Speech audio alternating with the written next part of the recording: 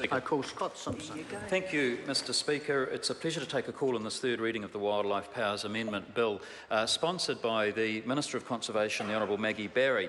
I listened carefully to the third reading speech of the Associate Minister, the Honourable Nicky Wagner, and I was delighted to hear her give what I thought was very appropriate praise and acknowledgement to the DOC staff and officials that had helped us at Select Committee as we went through this piece of legislation.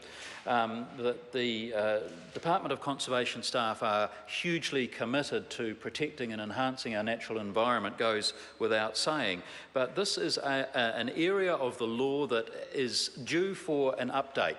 It's an area of the law that actually hasn't been addressed by this Parliament for nearly 60 years.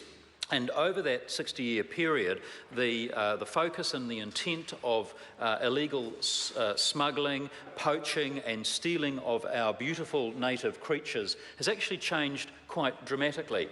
And we now have a burgeoning, flourishing and enormously profitable trade internationally in some of our most precious, most vulnerable and most at risk native creatures. Lizards are just a few that come to mind.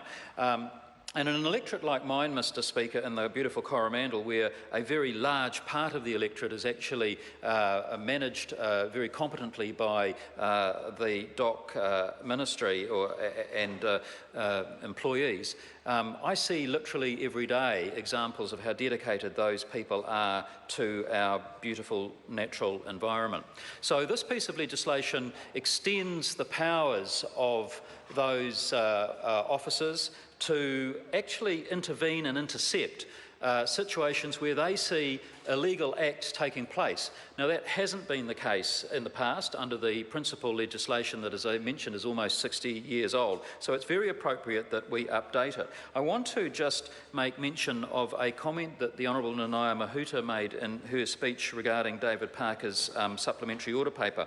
What the committee actually did do in terms of fish and game was we've extended, I think appropriately and correctly, the ability for rangers to be able to require proof of date, name and address. Now, full-time fish and game rangers have had that extension of power given to them as well. So the distinction here, and I think the point that the Honourable Nanaia Mahuta missed, was it was the volunteer personnel from fish and game that we haven't extended that opportunity and right to require proof of date of birth and name and address too. So full-time fish and game personnel and officers have had that extension granted to them, and I think that's an appropriate course of action. I think that extending it further beyond that to what are essentially well-intentioned volunteers is actually a step too far in terms of the appropriateness of what are quite significant powers to stop, to hold and to arrest. So it's about getting the balance right. I think this piece of legislation does get the balance right. I think that the Select Committee has done very good work, and I want to commend the work of my colleagues from across the House on this bill, who worked assiduously to get a good bill out of Select Committee in terms of it being a better bill. And so, sir, this is a small but really important piece of legislation in terms of helping to protect our native species from the poachers, from the smugglers and from those who seek to profit illegally at the expense of our beautiful and unique native creatures. Sir, it's my very great pleasure to commend it to the House.